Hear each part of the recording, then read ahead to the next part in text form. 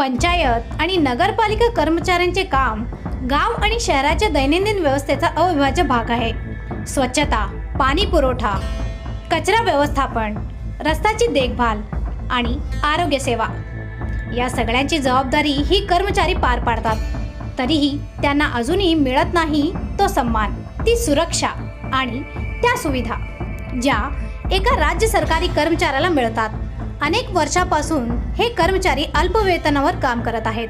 त्यांना ना निवृत्ती वेतन आहे, ना आरोग्य सुविधा, ना कायमस्वरूपी नोकरीची हमी.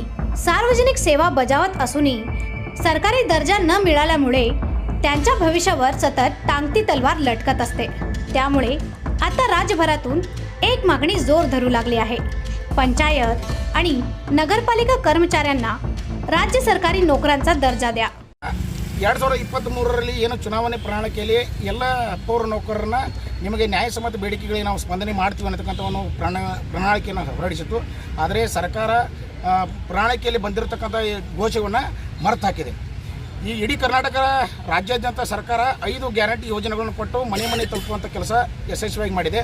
ಆದರೆ ಮನೆಯ ಕೆಲಸ ಮನೆಯಲ್ಲಿ ಘನತ್ಯಾಜ್ಯ ವಸ್ತುವನ್ನು ಸಂಗ್ರಹಣೆ ಮಾಡ್ತಕ್ಕಂಥ ನೌಕರಿಗೆ ವೇತನ ಕೊಡದ ರೀತಿಯಲ್ಲಿ ನಿಮ್ಮ ಸಂಘಟನೆ ಇವಾಗ ಏನು ನಿಮ್ಮ ಒಕ್ಕೂಟ ಹೋರಾಟ ಮಾಡ್ತಾ ಇದೆ, ನಿಮ್ಮ ಒಕ್ಕೂಟ ಸರ್ಕಾರದ ಜೊತೆ ಮಾತುಕತೆ ಮಾಡಿದ್ರೆ ಅಥವಾ ಎಷ್ಟು ಸಲ ಮಾಡಿದ್ದೀವಿ, ಏನು ಆಶ್ವಾಸನೆ ನಿಮ್ಗೆ ಸರ್ಕಾರ ನೀಡಿದೆ ಇಲ್ಲಿವರೆಗೂ? ಸುಮಾರು 3-4 ಬಾರಿ CM ಅವ್ರನ್ನ ಮತ್ತು ಉಪಮುಖ್ಯಮಂತ್ರಿಗಳನ್ನ ಭೇಟಿಯಾಗಿ ನಾವು ಇದು ನಮ್ಮ ಬೇಡಿಕೆಗಳನ್ನ ಪೌರಾಡಳಿತ ಸಚಿವರಿಗೆ ಭೇಟಿಯಾಗಿದ್ವಿ. ಅವ್ರಿಗೂ ಕೂಡ ಮಾಡಿದಾಗ ಇಲ್ಲ ನಿಮ್ಮ ಬೇಡಿಕೆಗಳನ್ನ ಈಡೇರಿಸ್ತೀವಿ ಅಂತಕ್ಕಂಥ ಒಂದು ಆಶ್ವಾಸನೆ ಕೊಡ್ತಾ ಇದ್ದಾರೆ. ಯಾವುದೇ ರೀತಿಯ ಆದೇಶಗಳನ್ನು ಹೊರಡಿಸ್ತಾ ಇಲ್ಲ. ಅದರ ಜೊತೆಗೇ ನಮ್ಮ ರಾಜ್ಯಾಧ್ಯಕ್ಷರ ಒಂದು ಆದೇಶದ ಮೇರೆಗೆ 224 ಮತಕ್ಷೇತ್ರಗಳ ಶಾಸಕರಿಗೆ ನಾವು ಆಲ್ರೆಡಿ ಮನವಿಯನ್ನು ಕೊಡ್ತಕ್ಕಂಥ ಕೆಲಸ ಮಾಡಿದ್ವಿ.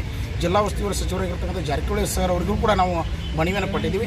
ಅವರು ಒಂದು ಡೇಟನ್ನು ನಿಗದಿಪಡಿಸಿದರು. ಆ ಡೇಟ್ ಭಾಗವಾಗಿ ಬೆಂಗಳೂರಿಗೆ ಅವರ ಗೃಹಕ್ಕೆ ಹೋಗಿ ಅಲ್ಲಿ ಕೂಡ ಒಂದು ಮೀಟಿಂಗನ್ನು ಮಾಡಿ ಅಲ್ಲಿ ಕೂಡ ಮನವಿ ಕೊಟ್ಟು ಬಂದಿದ್ವಿ. ಆದಷ್ಟು ಬೇಗ ಪರಿಶಿಷ್ಟ ಜಾತಿ ಪರಿಶಿಷ್ಟ ಪಂಗಡದ ಯಾವ ಶಾಸಕರಿದ್ದಾರೆ, ಸಚಿವರಿದ್ದಾರೆ, ಅವರೆಲ್ಲರೂ ಒಳಗೊಂಡಂತೆ ನಾವು ಎಲ್ಲ ನಗರ ಸ್ಥಳೀಯ ಸಂಸ್ಥೆಯಲ್ಲಿ ಕೆಲಸ ಮಾಡ್ತಕ್ಕಂಥ ಪರಿಶಿಷ್ಟ ಜಾತಿಯ 90% ನೌಕರನ್ನ ನಾವು ಎತ್ತಿ ಹಿಡಿಯುವಂಥ ಕೆಲಸ ಮಾಡ್ತೀವಿ ಅಂತ ಹೇಳಿ ನಮ್ಮ ಬೆಳಗಾವಿ ಜಿಲ್ಲೆಯ ಇಲ್ಲಿ ಎಷ್ಟು ಜನ ಬಂದರೆ, ಎಷ್ಟು ಜಿಲ್ಲೆಗಳಿಂದ ಬಂದಿದ್ದಾರೆ, ರಾಜ್ಯದಿಂದ ಬಂದಿದ್ದಾರೆ, ಜಿಲ್ಲೆಗಳಿಂದ? ಈಗ ಬೆಳಗಾವಿ ಜಿಲ್ಲೆಯಲ್ಲಿ ಮಾತ್ರ ಇಡೀ ಕರ್ನಾಟಕ ರಾಜ್ಯಾದ್ಯಂತ ಎಲ್ಲ ಜಿಲ್ಲಾಧಿಕಾರಿಗಳಿಗೆ ಇವತ್ತಿನ ದಿನ ನಾವು ಎಲ್ಲ ಕಡೆ ಒಂದು ಮನವಿಯನ್ನು ಸಲ್ಲಿಸ್ತಾ ಇದ್ವಿ. ಅದೇ ರೀತಿ ಇಲ್ಲಿ ಬೆಳಗಾವಿ ಜಿಲ್ಲೆಯಲ್ಲಿ ನಗರ ಸ್ಥಳೀಯ ಸಂಸ್ಥೆ ವಿವಿಧ ನಗರ ಸ್ಥಳೀಯ ಸಂಸ್ಥೆಗಳಿಂದ ಸುಮಾರು 22-23 ನಗರ ಸ್ಥಳೀಯ ಸಂಸ್ಥೆ ಪೌರ ನೌಕರರು ಇಲ್ಲಿ ನಾವು ಒಕ್ಕಟ್ಟಾಗಿ ಕೂಡಿ ಒಂದು ಮನವಿ ಮಾತ್ರ ಸಾಂಕೇತಿಕ ಮನವಿ. कर्नाटक राज्य पौर नौकर संघದ जिल्हा प्रधान ಕಾರ್ಯದರ್ಶಿ. ही मागणी केवळ वेतनाची नाही, ती आहे सन्मानाची, स्थैर्याची आणि न्यायाची.